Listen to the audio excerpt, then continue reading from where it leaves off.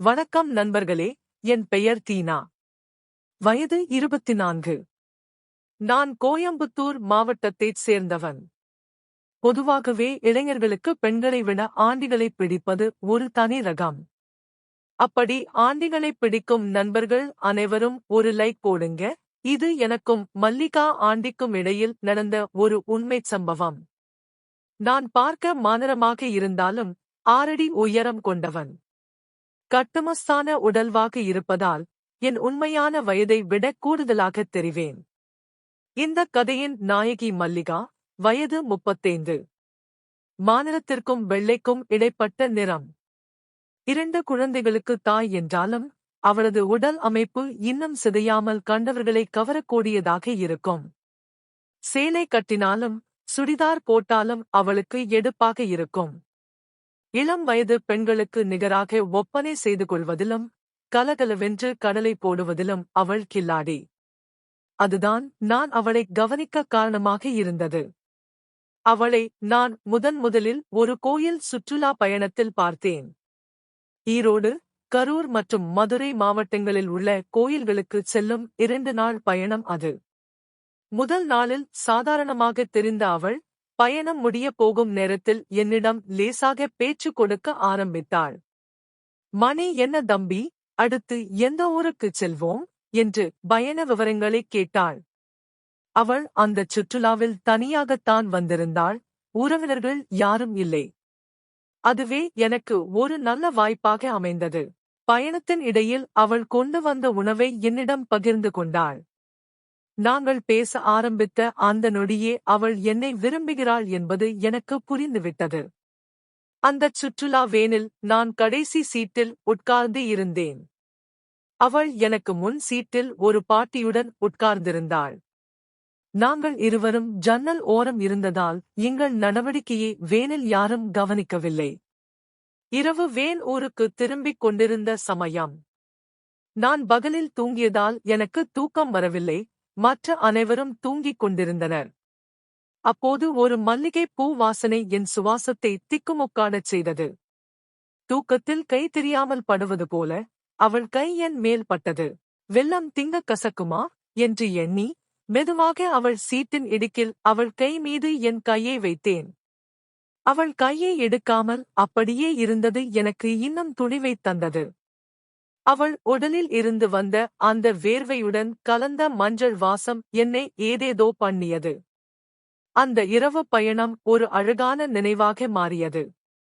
பயணம் முடிந்து இறங்கும்போது நாங்கள் போன் நம்பர்களை மாற்றிக்கொண்டோம். சுற்றுலா முடிந்து சில நாட்களுக்குப் பிறகு மல்லிகாவிடமிருந்து எனக்கு அழைப்பு வந்தது. அவளுக்குத் தோன்றும் போதெல்லாம் எனக்கு போன் செய்வாள். முதல் முறை அவள் என்னை தொடர்பு கொண்டபோதே நேராக வீட்டுக்கு வா என்று அழைப்பு விடுத்தாள். நான் சாதாரணமாக பேசிவிட்டு வரலாம் என்றுதான் சென்றேனே தவிர அன்றே அத்தனை நெருக்கம் ஏற்படும் என்று நினைக்கவில்லை.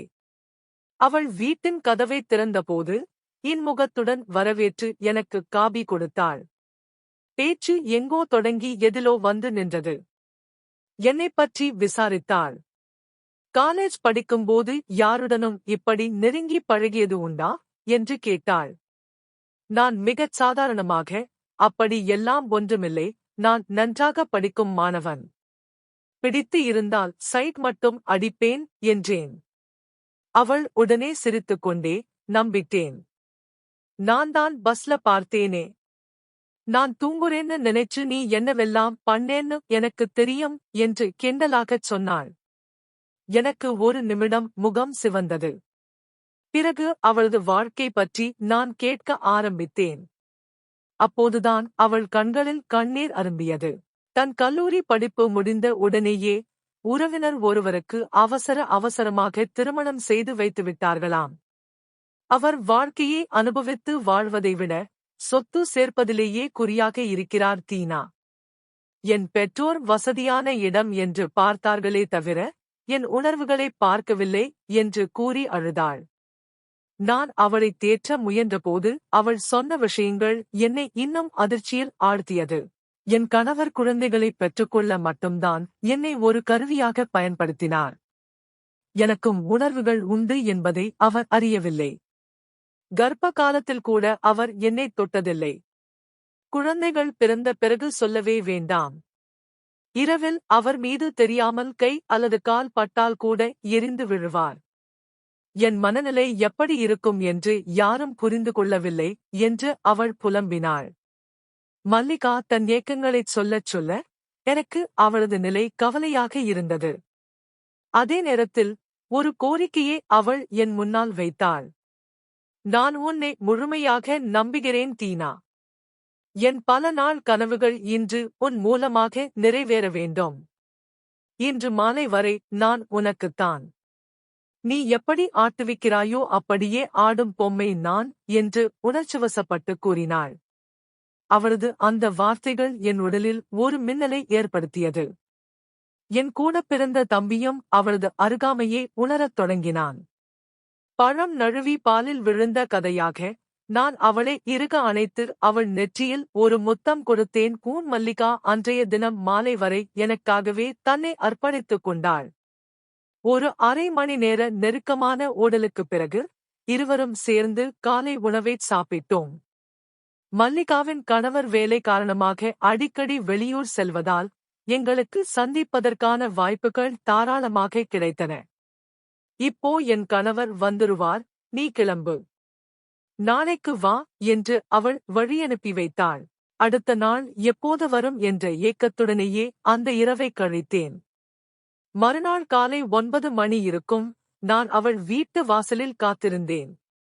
கணவர் வேலைக்குச் சென்றதும் குழந்தைகளை பள்ளிக்கு அனுப்பிவிட்டு மல்லிகா எனக்கு போன் செய்தாள். நான் வீட்டிற்குள் சென்றதும் அவள் மிக அழகாக தயாராகி என்னை வரவேற்றாள்.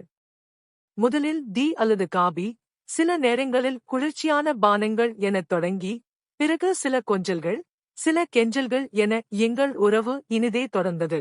கணவர் தன்னை கண்டு கொள்ளாததால் ஏற்பட்ட அந்த மன அழுத்தமும் ஏக்கமும் என் மூலமாக தீர்வதாக அவள் அடிக்கடி கூறுவாள். உனக்கு உண்மையாவே என்னை பிடிச்சிருக்கா தீனா என்று அவள் கேட்கும்போது, பிடிக்காமலா நீ கூப்பிட்டதும் ஓடி வர்றேன்? நீ என் தேவதை செல்லம் என்று அவளை அணைத்துக் கொள்வேன். அவள் கணவர் 2-3 நாட்கள் வெளியூர் செல்லும் சமயங்களில் குழந்தைகளை அவள் அத்தை வீட்டில் விட்டுவிட்டு நாங்கள் முழு நேரமும் ஒன்றாக இருப்போம். மதிய உணவை அவள் கையால் ஊட்டி விடுவாள். அந்த நாட்கள் என் வாழ்க்கையில் மறக்க முடியாதவை. ஆனால் இன்பம் எப்போதும் நீடிக்கவில்லை. ஒரு நாள் எதிர்பாராத விதமாக எங்கள் உறவு பற்றி அவள் கணவருக்கு தெரிந்துவிட்டது. அது வீட்டில் ஒரு மிகப்பெரிய பூகம்பத்தையே ஏற்படுத்தியது. அதன் பிறகு பல பிரச்சனைகள், சண்டைகள் என அந்த வாழ்க்கை போராட்டமாக மாறியது. நண்பர்களே, இது ஒரு வாழ்க்கை அனுபவம் மட்டுமே. யாரும் இதை அப்படியே பின்பற்ற வேண்டும் என்று நான் சொல்லவில்லை. கடந்து போன நாட்கள் திரும்பி வராது. ஆனால் வரப்போகும் நாட்களை நாம் தான் அழகாக மாற்றிக்கொள்ள வேண்டும். என் வாழ்க்கையில் நடந்த இந்த சம்பவம் எனக்கு ஒரு பெரிய பாடத்தை கற்றுக் கொடுத்தது. மற்றும் இந்த கதை உங்களுக்கு பிடிச்சிருந்தா மறக்காம லைக் பண்ணுங்க. வாழ்க்கையில் சில சந்திப்புகள் நம்மை எங்கோ கொண்டு செல்லும்.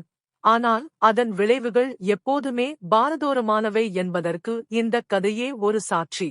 இது போன்ற உண்மை அனுபவங்களை அடிப்படையாகக் கொண்ட கதைகளைத் தொடர்ந்து கேட்க நம்ம மாயா கதைகள் சேனலை சப்ஸ்கிரைப் பண்ணி வச்சுக்கோங்க.